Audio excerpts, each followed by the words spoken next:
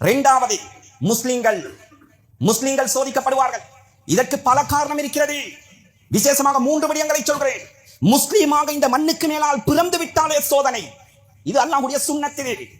ஒரு மனிதனுடைய சோதனை ஆரம்பிப்பது பிறந்து வளர்ந்து கஷ்டம் வருவதற்கு பின்னால் அல்ல.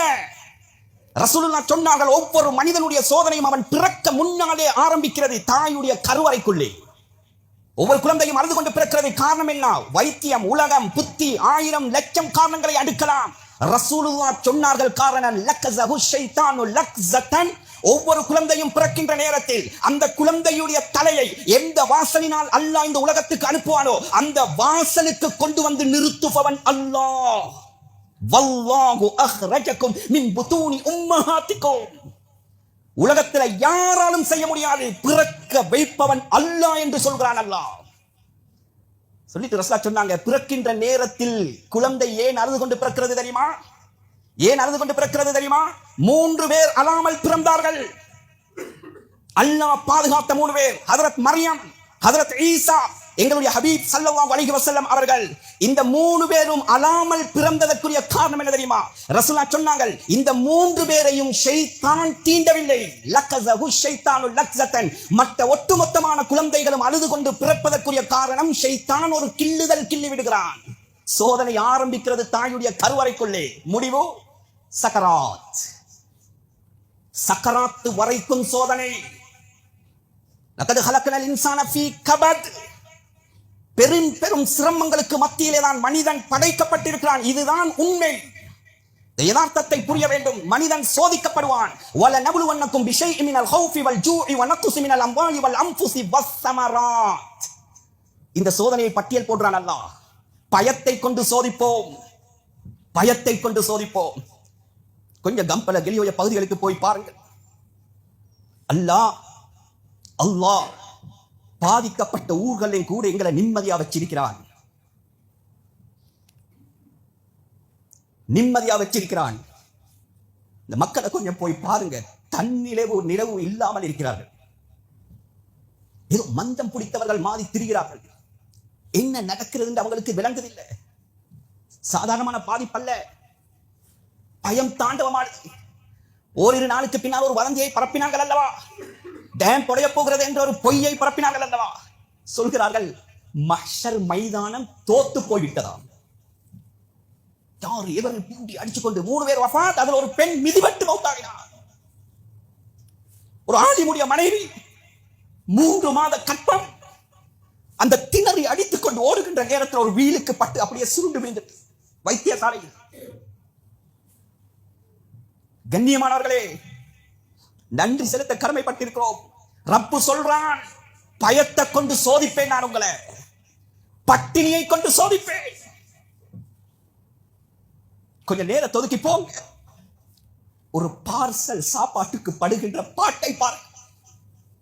கோடீஸ்வரர் என்னுடைய நண்பர் கொழும்பில் இருக்கிறார். புத்தளத்தை சேர்ந்தவர், மன்னாரை சேர்ந்தவர். 3 நாள் பஸ்ல அவர் ஒரு ஃபத்வா கேட்கறதுக்கு எனக்கு தொடர்பு கொண்டார். வெள்ளிக்கிழமை ஏறினது, திங்கக்கிழமை தான் ஊருக்கு போய் சேர்ந்தேன். ஹஜ்ரத், ஒரு சொட்டு மிடர் தண்ணீர் கிடையாது, ஒரு பிடி சாப்பாடு கிடையாது. சொல்கிறாரு, அதுல போகின்ற நேரத்தில் சில கடைகள் மூடி இருந்தது. பசியுடைய அகோரம். பஸ்ஸில் இருக்கிறவர்கள் கடைகளை உடைத்து அந்த பிஸ்கட்டுகளையும் சாமங்களையும் எடுத்து சாப்பிட்டார்கள். சிலர்கள் கொத்துமி அந்த நூடுல்ஸ் இருக்கிறது, அதை உடைத்து பச்சையாக சாப்பிட்டார்கள். பசி. இன்னொரு இடத்துல ஹஜ்ரத் ஒரு இடத்துல நிறுத்தினார்கள். தென்னை மரம் இருந்தது. அந்த தென்னை மரத்தில் ஏறி தேங்காயை பித்து உரித்து உடைத்து சாப்பிட்டார்கள். என்னால் தாங்க முடியல ஹஜ்ரத், அந்த தேங்காய் துண்டு ஒன்றை சாப்பிட்டேன். அந்த தேங்காய் துண்டு ஹலாலா ஹராமா? சுப்ஹானல்லாஹ். சொன்ன வார்த்தை என்ன தெரியுமா? பெரிய கோடீஸ்வரர்.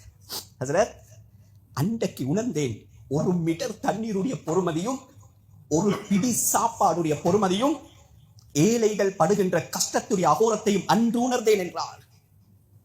பசியை கொண்டு சோதிப்பேன் அல்லாஹ் சொல்றான். நஷ்டம் ஏற்படுத்தி நொஸ்டாக்கி சோதிக்க வேண்டிய தேவை அல்ல. ரப்பு நினைத்தால் ஒரே ஒரு இரவில் சோதிப்பான். இது சோதனை. வனக்கு சிமினல் அம்வால். தொடர்ந்து அல்லாஹ் சொல்கிறான், உங்களுடைய சொத்துக்களை பறித்து சோதிப்பேன். வல் அன்ஃபுஸ், உங்களுடைய உயிர்களை சிலரை பறித்து சோதிப்பேன். இது அல்லாஹ்வுடைய சோதனை என்று அல்லாஹ் சொல்கிறான். கடைசியாக முடிக்கிறார். எப்படி தெரியுமா? வபஷிரி ஸாபிரீன். இது போன்ற சோதனையான கட்டங்களில் யார் பொறுமை காப்பார்களோ அவர்களுக்கு சொர்க்கத்தை கொண்டு நன்மாராயம். எனவே கண்ணியமானவர்களே, முஸ்லிம்கள் சோதிக்கப்படுவார்கள். முஸ்லிமாக பிறந்தால் சோதனை. இரண்டாவது, ரசூலுல்லாஹி ஸல்லல்லாஹு அலைஹி வஸல்லம் அவர்கள் சொன்னார்கள், முஃமின்களுடைய பாவங்களை மன்னிப்பதற்காக வேண்டி அல்லாஹ் சோதிப்பான்.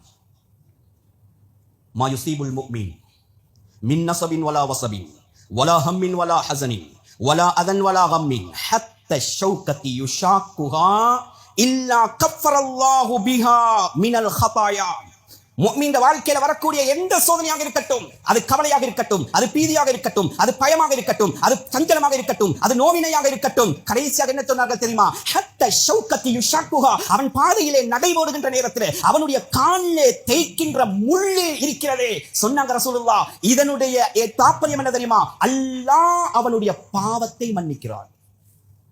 ஒரு நாள் காய்ச்சல், ஒரு முஸ்லிம், ஒரு முஃமின் ஒரு நாள் இரவு காய்ச்சலின் காரணமாக அவன் தூக்கத்தை இழந்தான். சஹீஹான ரிவாயத் சொன்னார்கள் ரசூலுல்லாஹி ஸல்லல்லாஹு அலைஹி வஸல்லம், எந்த இபாதத்துக்கு அன்று பிறந்த பாலகனை போன்று ஹஜ்ஜுக்குரிய கூலியை ரசூலுல்லாஹ் சொன்னார்களோ, ஒரு இரவு காய்ச்சலினால் பற்ற அவஸ்தையின் காரணமாக சொன்னாங்க ரசூலுல்லாஹ், அவன் காலையை அடைகின்ற நேரத்தில் அன்று பிறந்த பாலகனை போன்று பாவங்கள் மன்னிக்கப்பட்ட சீதேவியாக ஆகிறான். பாவங்களை மன்னிப்பதற்கு அடுத்த ஒரு காரணத்தை சொன்னார்கள், சுவர்க்கத்துடைய அந்தஸ்தை கொடுப்பதற்கு அல்லாஹ் சோதிப்பார். இன்னென்ன அமல் செய்தால் இவனுக்கு இன்னென்ன அந்தஸ்து கிடைக்கும் என்று அல்லாஹ்வுடைய கலாக்கதில் இருக்கும். சில வேளை இவன் செய்கின்ற பாவத்தினாலும் செய்யாத அமல்களினாலும் அதை அடைய முடியாத நேரத்தில் அல்லாஹ் சில சோதனைகளை கொடுத்து அவன் பாவத்தை மன்னித்து நன்மையை வழங்கி பொறுமையின் மூலமாக அந்த அந்தஸ்தை கொடுக்க சோதிப்பான். இதனால்தான் உலமாக்கள் ஒரு பாயிண்ட் எழுதுவார்கள், அல்லாஹ் சிலர் அடியார்களோட வைத்தியரை போன்று நடப்பான். வைத்தியர் சத்திர சிகிச்சை செய்ய போகிறார், இவருடைய கண்ணுக்கு விளங்குது, வெட்ட போறார், கொத்த போகிறாரு, கண்ணுக்கு முன்னால் விளங்கும். ஆனா வைத்தியர் என்ன செய்கிறார்? இவரை பாதுகாப்பதற்காக வேண்டி போராடுகிறார், சத்திர சிகிச்சை செய்கிறார், கண்ணுக்கு வேறாக விளங்குது. சொன்னாங்க உலமாக்கள் எழுதுறாங்க, அல்லாஹ் சில அடியார்களோடு இப்படி நடப்பான். சில சோதனைகள், சில நோய்கள், சில அனர்த்தங்கள், அது வெள்ளத்தினாக இருக்கட்டும், மண் சரிவாக இருக்கட்டும், எதுவாக இருக்கட்டும், சில சோதனைகளை கொடுப்பான். எப்படி வைத்தியர் சத்திர சிகிச்சை செய்து அந்த மனிதனை பாதுகாக்க போராடுகிறார்களோ, அதே மாதிரி அல்லாஹ் சில சோதனைகளை கொடுத்து சொர்க்கத்துடைய அந்தஸ்தை கொடுக்க அல்லாஹ் சோதிப்பான்.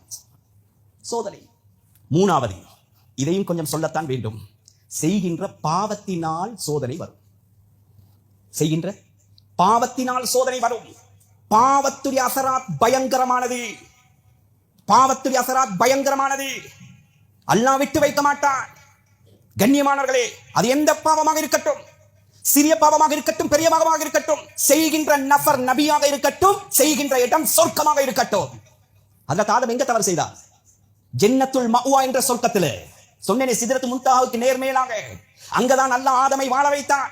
கியாமத்துடைய நாளையில ஒட்டுமொத்தமான சொர்க்கவாதிகளையும் அந்த சொர்க்கத்துக்கு எடுத்துத்தானாம் அல்லாஹ் தனித்தனி சொர்க்கங்களுக்கு பிரித்து அனுப்புவான். ரசூலுல்லாஹ் சொன்னாங்க. தவறிழைத்தார்கள். அவர்கள் செய்தது கொலையோ வட்டியோ விபச்சாரமோ எதுவும் அல்ல. அல்லாஹ் தடுத்த ஒரே ஒரு கட்டளை, எங்களுடைய பார்வையில் சொல்வதாக இருந்தால் சின்ன பாவம். அந்த கனியை புசித்தது. அதனுடைய விபரீதம் என்ன தெரியுமா? ஹஜ்ரத் ஆதமும் ஹவ்வாவும் உடுத்திருந்த உடுப்பை கூட கலட்டி நிர்வாணமாக்கி இந்த உலகத்துக்கு 2 திக்குக்கு அல்லாஹ் பிரித்து அனுப்பினான்.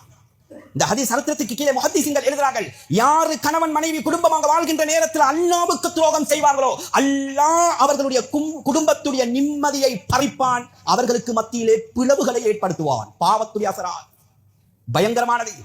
சில பாவங்களை ரசூலுல்லாஹ் திருமீயுடைய ரிவாயத்திலே பட்டியல் போட்டார்கள். ஒரே ஹதீஸில் 15 பாவங்களை பட்டியல் போட்டார்கள். அமானித மோசடி நடந்தால், அமானித மோசடி நடந்தால் அல்லாஹ்வுடைய தண்டனை இந்த உலகத்துக்கு வரும். எப்படி வரணும் என்று வர்ணித்தார்கள் தெரியுமா? நாம் எங்களுடைய பள்ளிகளே பார்க்கின்றோமே தஸ்பீஹ் மணிமாலை, இன்னைக்கு அது குறைந்து விட்டது. இப்ப எல்லாம் மெஷின் வந்து விட்டது. ஒரு காலம் இருந்தது. இப்போது வயது முதிர்ந்தவர்களுடைய கரத்தை பாருங்கள், 24 மணித்தியாலம் அவர்களுடைய கையிலே ஒரு மாலை இருக்கும், தஸ்பீஹ் மாலை என்று சொல்கிறோம். 100 மணிகள் இருக்கும். ரசூலுல்லாஹ் எப்படி வர்ணித்தார்கள் தெரியுமா? அந்த தஸ்பீஹ் மணிமாலையுடைய கயிறு அறுந்து அந்த கயிறிலே இருக்கக்கூடிய 100 மணிகள் ஒன்றன் பின் ஒன்றாக எப்படி பூமியில விழுமோ, இந்த 15 பாவம் நடந்தால் அல்லாஹ்வுடைய தண்டனை இந்த உலகத்துக்கு வரும் என்றார்கள். நிறைய வர்ணித்தார்கள். அதில் ஒன்றை சொன்னார்கள், ஜக்காத்தை கொடுப்பார்கள். இது நான் சொல்றது ஜக்காத்தை கொடுக்காதவர்கள் அல்ல, ஜக்காத்தை கொடுப்பார்கள், முகம் சுளித்து கொடுப்பார்கள் விருப்பம் இல்லாமல். இந்த மிக பெரும் பாவம் அல்லாஹ்வுடைய தண்டனையை கொண்டு வந்து சேர்க்கக்கூடிய பாவம் என்றார்கள். உம்மா வாப்பாவை வெறுப்பார்கள், நண்பர்களை கண்ணியப்படுத்துவார்கள். சாராயம் போதைப் பொருள் சமூகத்திலே சாதாரணமாக புழங்க ஆரம்பித்தார். மியூசிக் இசை வெளிப்பட ஆரம்பித்தார். சொன்னாங்க ரசூலுல்லாஹ். முன்னோர்களை பின்னோர்கள் சபிக்க ஆரம்பித்தால், நல்லவர்களை குறை சொல்ல ஆரம்பித்தால், கடைசியாக எப்படி முடிக்கிறார்கள் தெரியுமா? ஃபல்யர்தகிபு இன்த ذلك ரீஹன் ஹம்ரா, அந்த சமூகத்தை புயல் காற்றை கொண்டு அழிப்பேன் என்றார்கள் ரசூலுல்லாஹ். இன்றைக்கு எங்க நாட்டில் எத்தனை சோதனையில சிக்கினோம். ஒரு பக்கம் புயல் காற்று, என்னமோ பேர் வைத்து வந்தது. வெள்ளத்தை கொண்டு அழிப்பேன், திருமதியுடைய ரிவாயத். மண் சரிவை ஏற்படுத்தி அழிப்பேன் என்றான் அல்லாஹ், அது தலையுடைய ரிவாயத். எத்தனை ஊரில், எத்தனை பகுதியில் முழு நாடும் போக்குவரத்து தடைபட்டிருக்கிறது என்றால் காரணம் மண் சரிவு. இப்ப நானும் நீங்கள் முடிவெடுக்கணும். முஸ்லீமாக இருக்கிறோம் என்கிறதுனால சோதிக்கப்படுகிறோமா, அல்லது நாம் செய்கின்ற பாவத்தினால் சோதிக்கப்படுகிறோமா? முடிக்கல அந்த ஹதீஸை கடைசியாக ரசூலுல்லாஹ் சொன்னார்கள், அவர்களுடைய தோற்றத்தை பன்றி குரங்குகளுடைய தோற்றமாக மாற்றி அல்லாஹ்வுடைய அதாபு வரும். முஹத்திஸீன்கள் விளக்கம் எழுதுகிறார்கள், அல்லாஹ் அவர்களுடைய முகத்தை பன்றி குரங்குடைய முகமாக ஆக்க மாட்டான் என்ற ரசூலுல்லாஹ்வுடைய துஆ பாதுகாத்து விட்டது. அவர்களுடைய கல்புகளை அல்லாஹ் குரங்கு பன்றியுடைய கல்பாக மாற்றுவான். அதனுடைய ரிசல்ட் இன்றைக்கு பார்க்கிறோம். 10 மாசம் சுமந்து பெத்தெடுத்து ரத்தத்தை பாலா கொடுத்து முழு சந்தோஷத்தை கொடுத்து வளர்த்து ஆளாக்கிய சொந்த தாயை 1000 ரூபாவுக்காக வேண்டி வயித்தை கிழித்து கொலை செய்தெடுக்கிறான். என்ன பண்பு? மிருகங்கள்கிட்ட கூட இல்லாத பண்பை கண்ணியமானவர்களே. இதெல்லாம் இந்த ஹதீஸுடைய தாற்பயம். பாவத்தினால் சோதிக்கப்படுவோம். இந்த சோதனை எல்லாம் பாவத்துடைய விபரீதம். எனவே கண்ணியமானவர்களே, இதுக்கு பஜாரில் இருந்து யோசித்து சரி வராது. பள்ளியில் இருந்து சேதங்களை பற்றி பேசுவதில் அர்த்தம் கிடையாது. இதுக்குரிய தீர்வு என்ன? ஏன் சோதனை வந்தது? எதனால் வந்தது? நாம் இப்பொழுது என்ன செய்ய வேண்டும் என்று கேட்கிறேன். நான் இவ்வளவு அனர்த்தத்தை பார்த்தோமே, நான் கேட்கிறேன், எத்தனை பேர் ஒரு நோன்பு பிடிச்சு துஆ செய்தோம், ரப்பின் பக்கம் திரும்பினோம், அல்லாஹ்வின் பக்கம் கையேந்தினோம், தஹஜ்ஜுடைய தண்ணீர் வடித்தோம். ரப்பே, நாம் செய்த பாவம் யா அல்லாஹ், நீ மன்னிக்காவிட்டால் இது போன்ற சோதனையிலிருந்து தப்ப முடியாது ரப்பே. எத்தனை பேர் திரும்பினோம் கண்ணியமானவர்களே? உள்ளத்தை தொட்டு கேட்டு பார்ப்போம். பேசுற நான் எனக்கு சொல்கிறேன், கேட்கிற நீங்கள் சிந்தியுங்கள். இதுக்கு தீர்வு என்ன? வேறு வழி கிடையாது. ரப்பின் பக்கம் திரும்பணும்.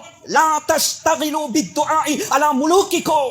அடுத்தவர்களை ஏசுவதில் பேசுவதில் அர்த்தம் கிடையாது. வலாக்கின் இஷ்தகிலு பித்துஆஇ வத்ததர்ருஇ இலல்லாஹ். இது போன்ற சோதனைகளிலிருந்து தப்ப வேண்டுமா? செய்ய வேண்டிய ஒரே வேலை, செய்கின்ற பாவத்தை விடுங்கள், தௌபா செய்யுங்கள், ரப்பின் பக்கம் மீளுங்கள். விமோசனம் அங்கிருக்கிறது.